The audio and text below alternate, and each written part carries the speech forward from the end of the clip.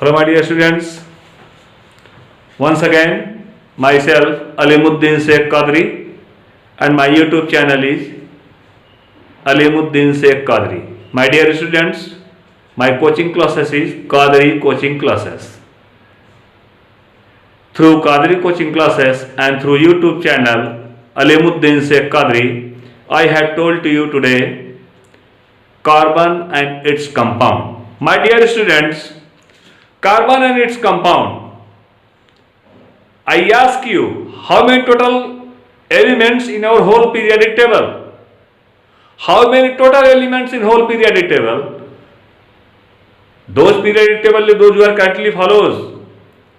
My dear students, those periodic table, those who are currently followed by given H.G.J. Moseley in 1913. In 1913. According to this periodic table, the whole number of elements is 118 elements. Within this case, also we have the total number of elements is 118 elements. But you are also be knowing, except of only one element, who is carbon. How many elements are left? 117 elements are left. Except of one element, 117 elements are left. So I told to you, those chemical, physical character of carbon is more greater than in the compare of other 117 elements.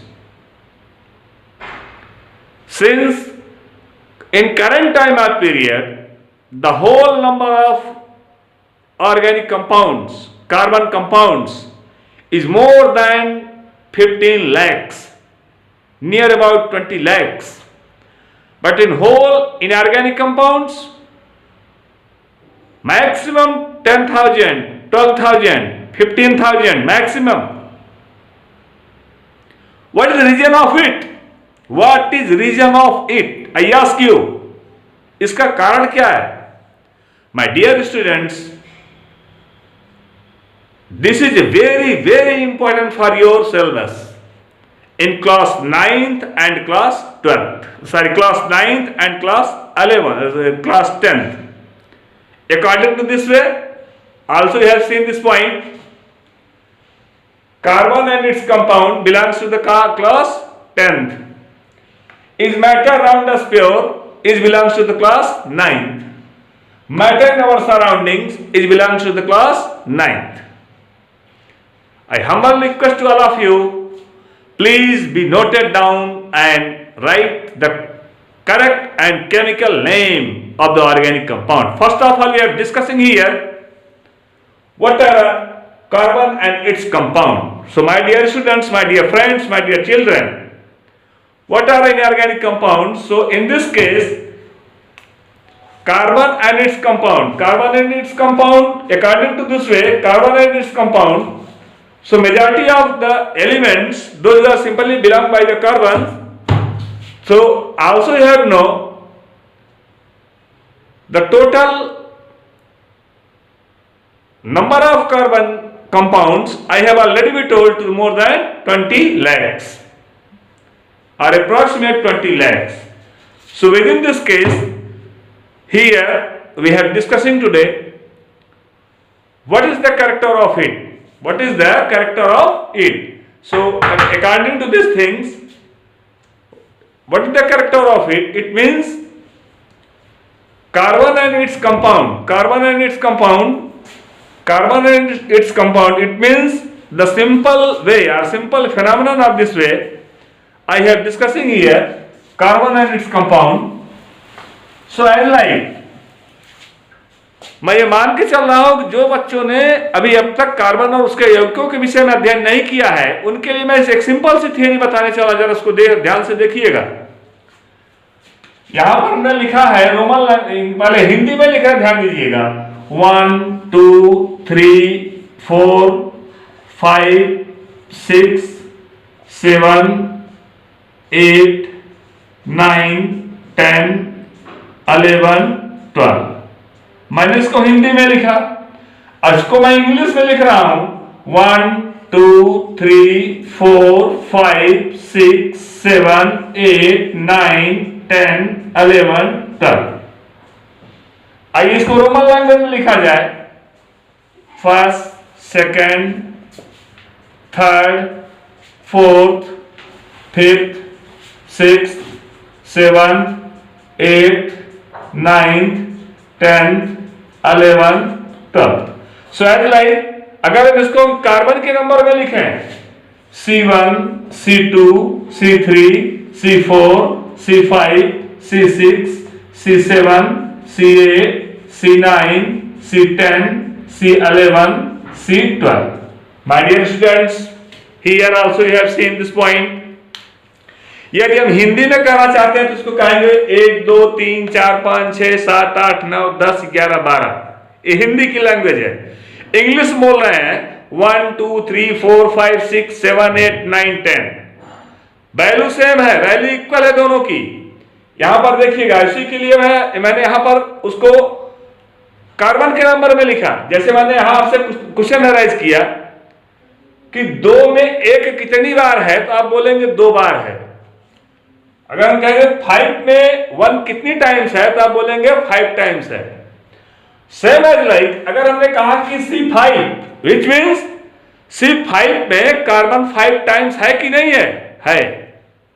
So as just like we are taking a simple name here, meth, eth, prop, but, pent, hex, hept, oct, non, dec, undec,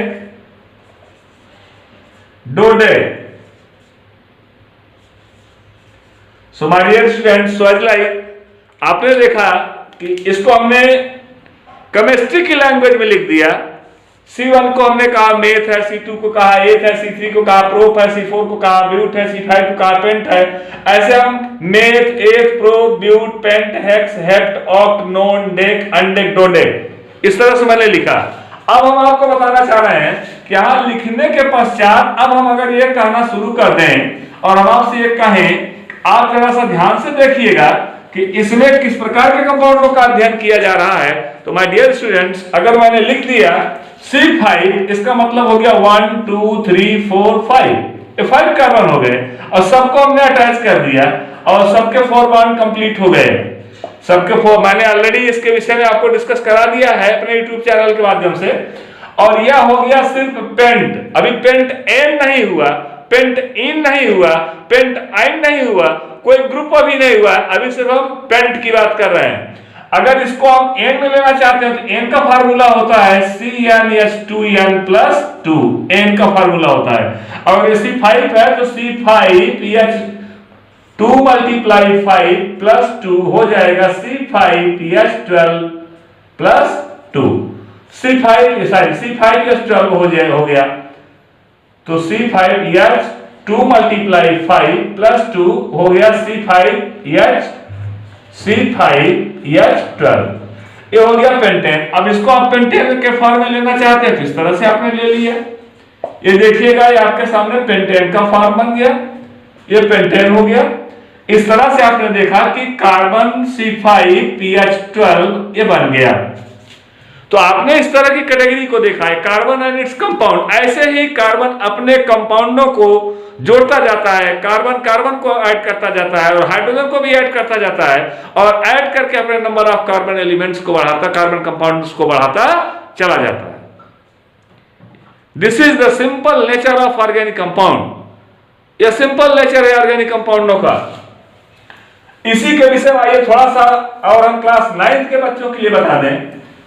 class 9th के बच्चों में आपने देखा कि matter और surroundings, हमारे आसपास की वस्तुएं, हमारे आसपास की वस्तुओं में सबसे पहले तो हम अपने आसपास की वस्तुओं को देखते हैं कि पदार्थ क्या, what is matter. Question arise किया जाता है व्हाट इज मैटर। आप कहते हैं matter is a those where occupy the space. Matter वह वस्तु है जो स्थान घेरती है, ऑक्यूपाई द स्पेस, द्रव्यमान रखती है, जिसके अंदर मास होता है, तथा जिसे हम अपने पांचों इंद्रियों से, ज्ञानेंद्रियों के द्वारा, पांचों इंद्रियों के द्वारा, ज्ञानेंद्रियों के द्वारा सभी प्रकार से उसका अध्ययन कर सकते हो, सभी प्रकार से उसका अध्ययन कर सकते हो। Then we have simply told you this one is the matter. तब हम उसे मैटर की श्रेणी में ले जाते हैं। और मैटर को अगर हम देख लेते हैं तो matter are simply to how many types, 3 types, solid, liquid and gas. My dear students, within the class में दोज रीडिंग क्लास 9, सॉलिड की अगर हम डिफिनीशन शो करें, अगर हम सॉलिड की डिफिनीशन शो करते हैं तो सॉलिड में सबसे पहले पॉइंट आपके सामने ये आता है। सॉलिड में सबसे पहला पॉइंट अगर आपको ध्यान देना है, आपको इस बात का ध्यान देना है कि सॉलिड वास्तव में है क्या। तो माय डियर फ्रेंड्स, सॉलिड के विषय मैंने आपको बताया, there are no any molecular spaces in the solid condition. Solid condition में मॉलिक्यूलर स्पेस नहीं के बराबर पाया जाता है in the compare of gaseous molecule. अगर गैसियस मॉलिक्यूल का कंपेयर करते हो तो I have already be told to you a lot of space are occur in the gaseous molecules. Gas के अणुओं के बीच की दूरी बहुत ही ज्यादा होती है अपेक्षाकृत ठोस के अणुओं के। तो ठोस के अणुओं के बीच की दूरी कम, गैस के अणुओं के बीच की दूरी ज्यादा, द्रव के अणुओं के बीच की दूरी इन दोनों के मध्य में। इस तरह से आपने देखा कि ठोस, द्रव और गैस ये ऐसे 3 पदार्थ हैं, द्रव्य की 3 अवस्थाएं हैं। द्रव्य की ये 3 अवस्थाएं ठोस, द्रव और गैस हैं, जिनमें ठोस के बीच इंटरमॉलिक्यूलर स्पेसेस सबसे कम, लिक्विड में उससे ज्यादा और गैसियस नेचर में सबसे ज्यादा। What are ideal nature of ideal gases? अगर किसी ने पूछ लिया कि write the nature of ideal gases, आदर्श गैसों के गुण क्या है? So my dear friend, my dear students, my dear children, ideal gas है क्या? वास्तव में आदर्श गैस है क्या?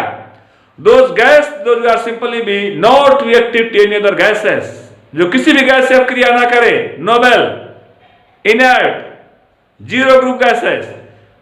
Can it possible? No, never. क्या यह संभव है? नहीं संभव है।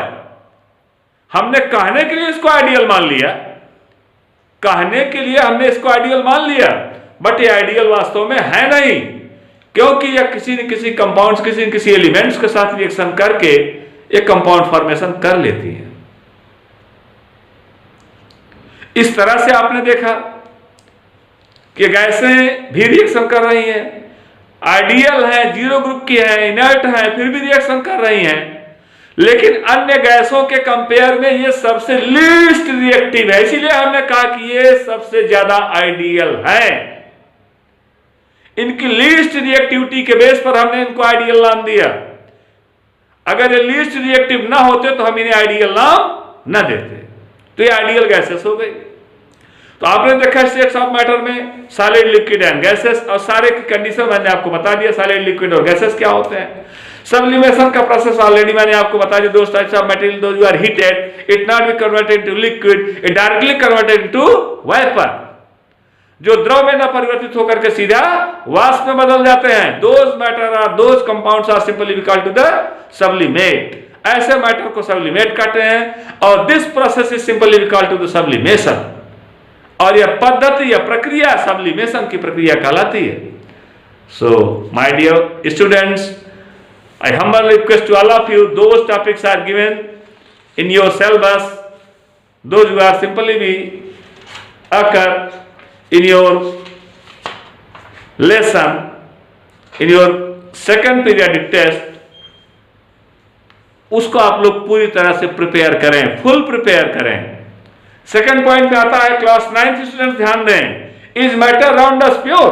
क्या हमारे आसपास की वस्तुएं, हमारे आसपास के पदार्थ शुद्ध है? Is matter around us pure? क्या हमारे आसपास के पदार्थ शुद्ध हैं? आइए देखते हैं। अगर हमारे आसपास के पदार्थ शुद्ध होते तो मिश्रण क्या है? मिक्सचर क्या? What is mixture? When two or more two combined are combined together is called mixture. When 2 or more to compound are combined together is called mixture. Or when 2 or more two elements are combined together to form a compound.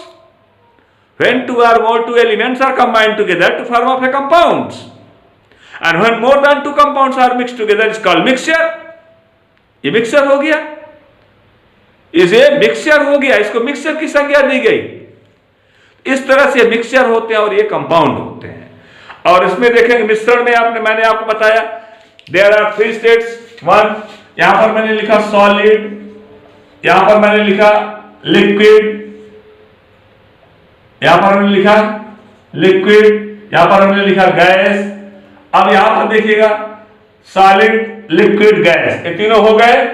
Solid का solid से, solid का liquid से, solid का gas से, तीनों आ गए इसमें, ये तीनों इसमें आ गए। लिक्विड का देखिए लिक्विड का लिक्विड से, लिक्विड का गैस से, लिक्विड का सॉलिड से, 3 इसमें आ गए। गैस का गैस से, गैस का लिक्विड से, गैस का सॉलिड से, ये 3 इसमें आ गए।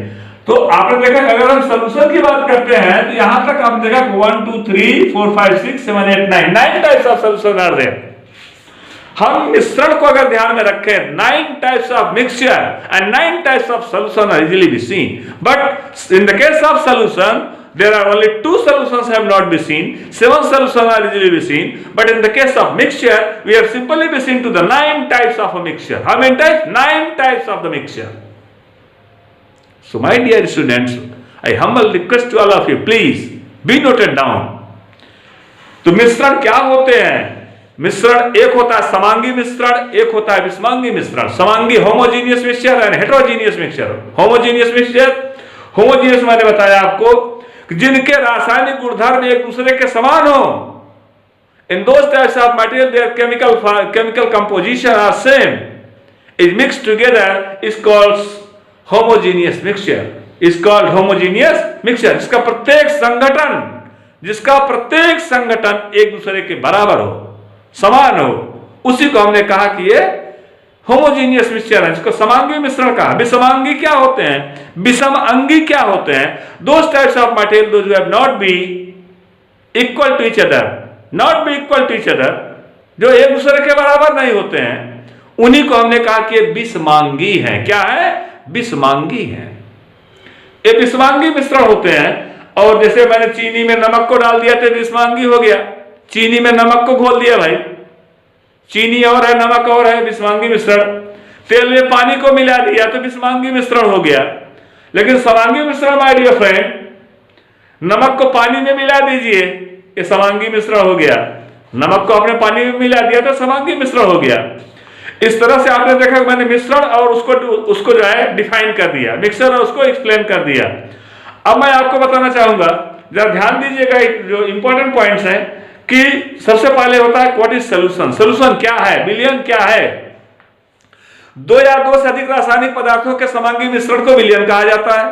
When 2 or more 2 या 2 से अधिक रासायनिक पदार्थ, when 2 or more 2 organic substances are mixed together is called solution, is called solution। उसको हमने क्या कहा? ये सॉल्यूशन है, ये मिश्रण है, ये विलयन है, विलयन solution. When 2 or more 2 compounds are mixed together, 2 या 2 से अधिक रासायनिक पदार्थों के समांगी मिश्रण को हम क्या बोलते हैं? विलयन बोलते हैं। और विलयन अगर कह दिया मैंने माय डियर फ्रेंड्स, विलयन कहने से पहले आपको एक बात का ध्यान रखना है कि विलेय क्या है और विलायक क्या है। विलेय क्या होते हैं पहले यह ध्यान दीजिएगा कि विलेय वह घटक होता है जो कम मात्रा में उपस्थित हो या जो घुलता हो, जो घुले। जैसे चीनी घुल रही है तो चीनी विलेय है, और पानी उसको घोल रहा है तो पानी विलायक है। जो घोलता है वो विलायक है, जो घुलता है वो विलेय है, जो बनता है वो उत्पाद है, जो बनता है वो प्रोडक्ट है। Is it clear? Any confusion? If found to the any types of confusion, please ask me my WhatsApp number। यदि आपको कहीं से कोई कंफ्यूजन क्रिएट कर रहा हो तो आप लोग मेरे व्हाट्सएप नंबर पर कांटेक्ट कर सकते हैं। और मैं जानता हूं क्लास 9 के सारे स्टूडेंट्स के पास मेरे व्हाट्सएप नंबर हैं। यदि आप लोगों को इसमें कहीं से कोई कंफ्यूजन लग रहा हो तो आप इसे आसानी से देख सकते हैं, क्वेश्चन मुझसे राइज कर सकते हैं। इसी पदार्थों इसी विषय में मैं आपको बताने चल रहा हूं कि कंसंट्रेशन क्या होता है, विलयन की सांद्रता किसे कहते हैं, what is the concentration, molecular concentration. और सांद्रता क्या होती है, कंसंट्रेशन क्या होता है, सांद्रता क्या होती है? किसी विलेय के 1 लीटर में विलीन पदार्थ के ग्राम तुल्यांकों की संख्या उस विलयन की सांद्रता कहलाती है। किसी विलयन के 1 लीटर में 1 लीटर 1 लीटर में विलीन पदार्थ के ग्राम तुल्यांकों की संख्या, कितना ग्राम आपने 1 लीटर में डिजोल्व किया, आपने 1 लीटर में कितना ग्राम डिजोल्व किया है, जितना ग्राम आपने 1 लीटर में डिजोल्व किया है वह उसकी कंसंट्रेशन कही जाएगी, सांद्रता कही जाएगी। तो my dear friend, my dear students, my dear children, और humble request to you, all of you, please be read this topic of way. आप सभी लोग इन सारी चीजों को जानिए, समझिए, पढ़िए। और अब आपके पास समय नहीं रहा है, या मैं जो लास्ट प्रिलिमिनरी दे रहा हूं उसके बाद मैं बोर्ड का एग्जाम आपके सामने देना शुरू करूंगा, और बोर्ड के एग्जाम की दृष्टि से मैं आपको बताना शुरू करूंगा। और इसमें आपको कोलॉइड सोल्यूशन क्या है, निलंबन सोल्यूशन क्या है, सस्पेंशन सोल्यूशन क्या होते हैं, मींस कोलॉइड क्या होते हैं, निलंबन क्या होते हैं, वास्तविक सोल्यूशन क्या होते हैं। तो इन सारे सोल्यूशनों के विषय में मैंने आपको ऑलरेडी बता दिया है, फिगर वाइज मैंने एक्सप्लेन कर दिया अपने YouTube चैनल पर। आप सभी लोग हमारे YouTube चैनल को सब्सक्राइब कर, अलीमुद्दीन शेख कादरी मेरा YouTube चैनल है। आप सभी लोग इन सारे चैप्टर को, सारे टॉपिक 1 बाय 1 करके मैंने सारे टॉपिक को ऑलरेडी अपने YouTube चैनल पर अपलोड कर रखा है। और आप सभी से मेरा रिक्वेस्ट है कि जो लोग अभी अब तक मेरे चैनल को सब्सक्राइब ना किए हों, वे सभी लोग मेरे चैनल को सब्सक्राइब करके और ऑल वीडियोस पर जाकर के सारी वीडियोस को देखें, 1 बाय 1 करके देखें, और पॉइंट को सर्च आउट करें, वहां पर आपको सारे पॉइंट्स मिल जाएंगे। तो इस तरह से आपने देखा, आज बच्चों ने क्वेश्चन किया कि व्हाट आर कोलाइड। कोलाइड क्या होता है सर? मैंने कहा कोलाइड्स, अपने में ही इसको डिस्टिंग्विश कर दिए, colloids. Colloids, colla means glueoids, means like, glue like, गोंद की तरह से संरचना कोलाइड कहलाएगी। गोंद के तरह से बनने वाली संरचना को हम कोलाइड कहेंगे, जिनके कणों की साइज 10⁻³ सेंटीमीटर से लेकर 10⁻³ सेंटीमीटर तक होती है। 10⁻³ सेंटीमीटर से लेकर के 10⁻7 सेंटीमीटर तक होती है। तो अगर हम कोलाइड के कणों की बात करते हैं तो ये कोलाइड के कण आ जाते हैं।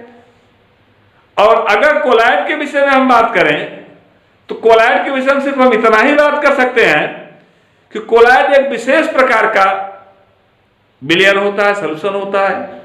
अगर इसके ऊपर लाइट को दिया जाए तो जहां पर लाइट का कोन बनता है वहां पर इससे लाइट का रिफ्लेक्शन होता है।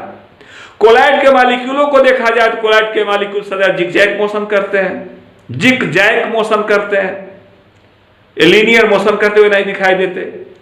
इस तरह से आपने कोलाइड के विषय में टॉपिक्स को देखा और क्लियर किया।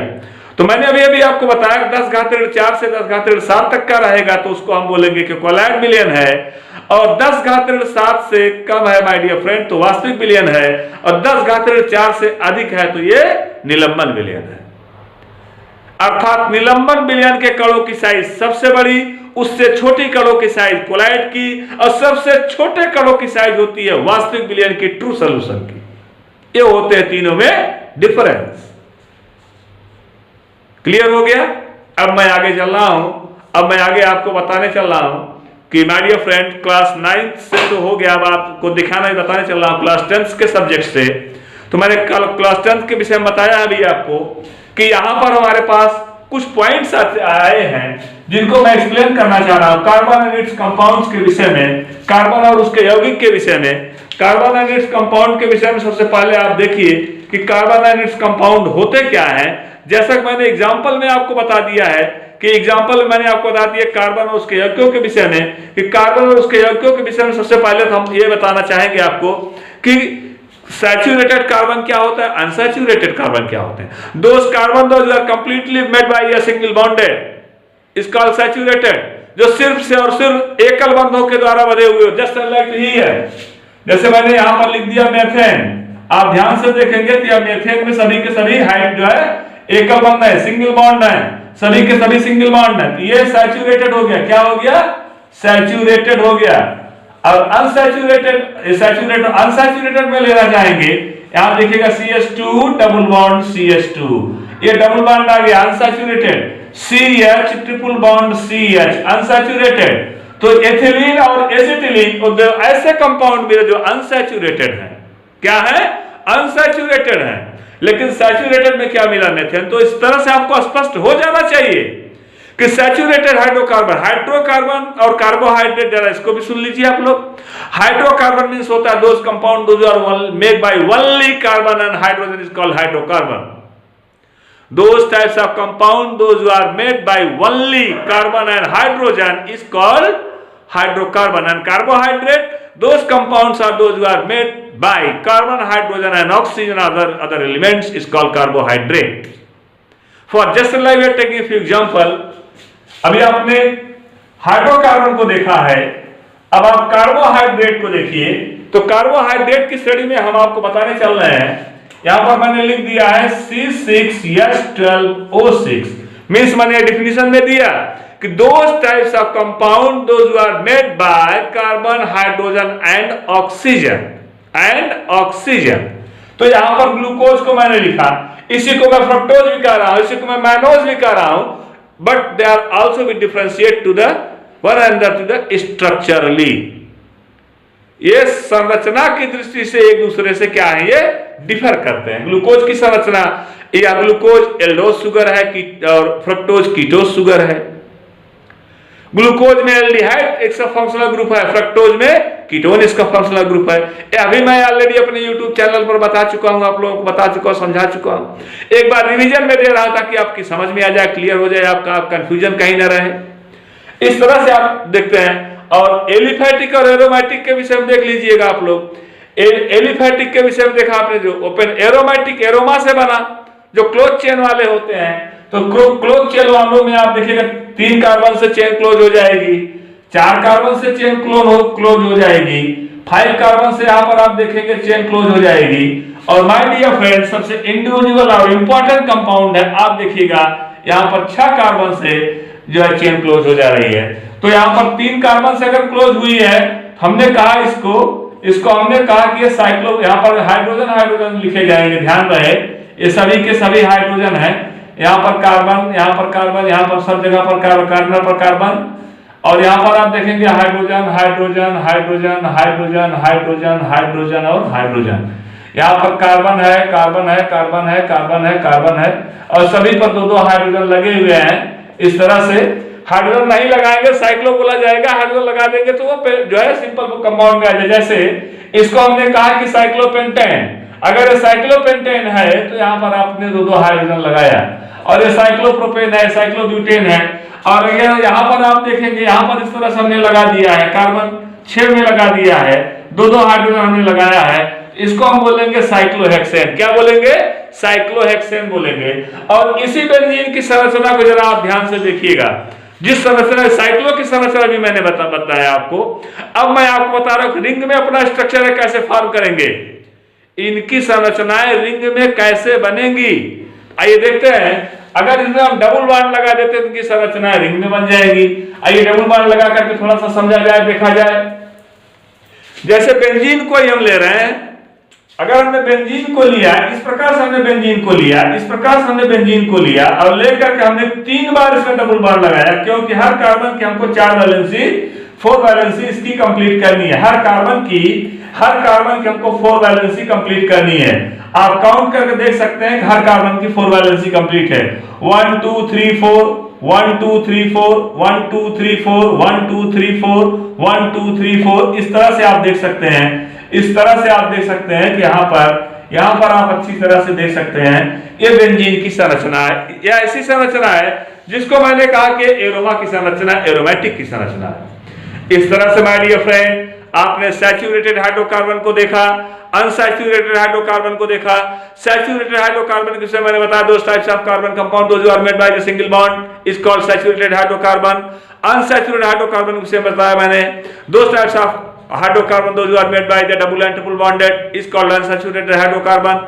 आइए इसके बाद मैंने कार्बोहाइड्रेट के विषय में बताया, 2 types of compounds those are made by the carbon, hydrogen and oxygen is called carbohydrate. And hydrocarbon क्या होता है? हाइड्रोकार्बन के विषय में मैंने बताया कि 2 types of compound those are made by only carbon and hydrogen is called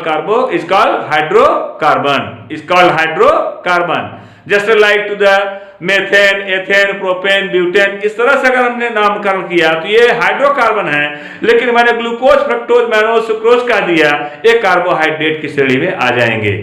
क्योंकि इसमें कार्बन, हाइड्रोजन और ऑक्सीजन है। तो इस तरह से आपने देखा कि कार्बन, हाइड्रोजन और ऑक्सीजन की श्रेणी में आ रहे हैं। हमने इनको कार्बोहाइड्रेट का और जो है हाइड्रोकार्बन की श्रेणी में आए तो इसको हमने हाइड्रोकार्बन कहा। अब चेन को प्रोपेगेट करना, चेन में कंपाउंडों को लगाना, आइए देखते हैं कि हम ऑर्गेनिक कंपाउंडों के कुछ जो है सब्स्टिट्यूशनल कंपाउंडों की कुछ व्याख्या करते हैं।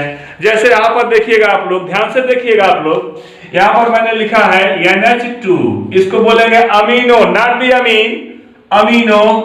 यहां पर हमने लिखा है CH3 मेथिल, यहां पर हमने लिख दिया Cl क्लोरो, ब्रोमो, आयोडो, फ्लोरो। ध्यान दीजिएगा, ये मैं IUPAC नाम इन कल्चर के विषय में बताने चल रहा हूं।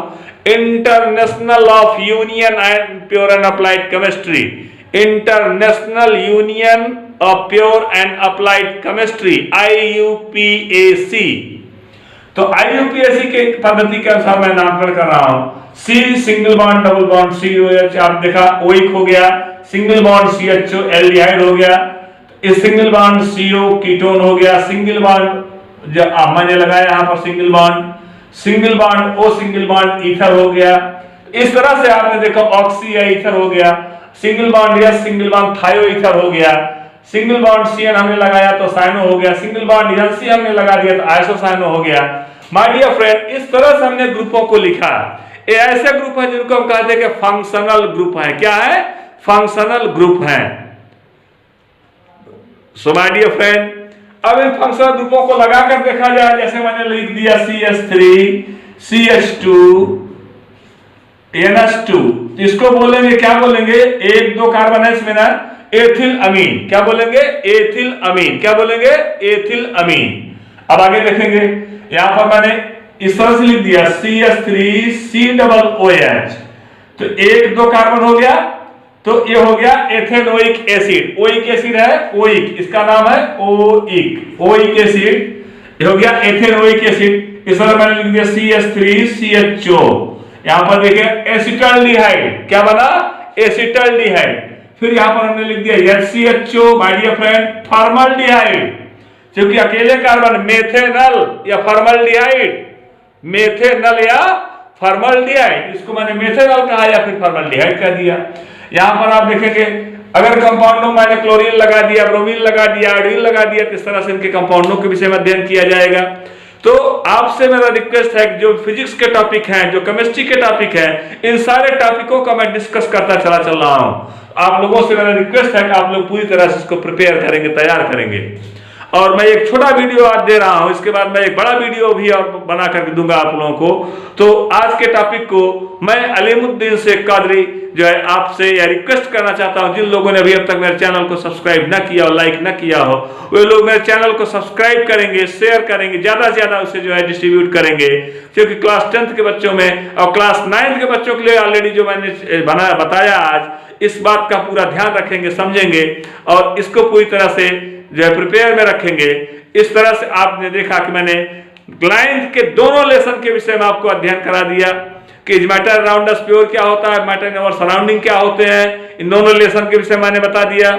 और भी मैं जो है क्लास 10th के विषय में कार्बन एंड इट्स कंपाउंड के विषय में बता दिया कि एरोमेटिक क्या होते हैं, एलिफेटिक क्या होते हैं, जो है सैचुरेटेड क्या है, अनसैचुरेटेड क्या है, कार्बोहाइड्रेट किसे कहा जाता है और हाइड्रोकार्बन किसे कहा जाता है, और किस प्रकार से ग्रुप होते हैं, ग्रुप की वरीयता का क्रम क्या होता है, ग्रुप को लिखा कैसे जाता है, ये सारे नामकरण पद्धतियों के अनुसार आज मैंने आपको इसका डिस्कस कराया। तो माय डियर फ्रेंड, इसी के साथ मैं अलीमुद्दीन शेख कादरी अब फिर एक बार आप लोगों से रिक्वेस्ट करना चाहता हूं, जिन लोगों ने अभी अब तक मेरे चैनल को सब्सक्राइब ना किया हो, वे लोग मेरे चैनल को सब्सक्राइब कर लेंगे, क्योंकि क्लास 10th के बच्चों ने, अभी कुछ ही बच्चों ने मेरे चैनल को सब्सक्राइब किया है। ज्यादा से ज्यादा क्लास 10th के बच्चे सब्सक्राइब करें। हम क्लास 10th और क्लास 11th और क्लास 12th के सिलेबस को ज्यादा से ज्यादा बताना चाहेंगे, बोलना चाहेंगे, समझाना चाहेंगे। जिन लोगों ने मेरे चैनल को अभी तक सब्सक्राइब न किया हो, वे लोग मेरे चैनल को सब्सक्राइब कर लेंगे। इसी के साथ मैं अलीमुद्दीन शेख कादरी अपने YouTube चैनल अलीमुद्दीन शेख कादरी के साथ आपसे विदा लेता हूं। Thank you.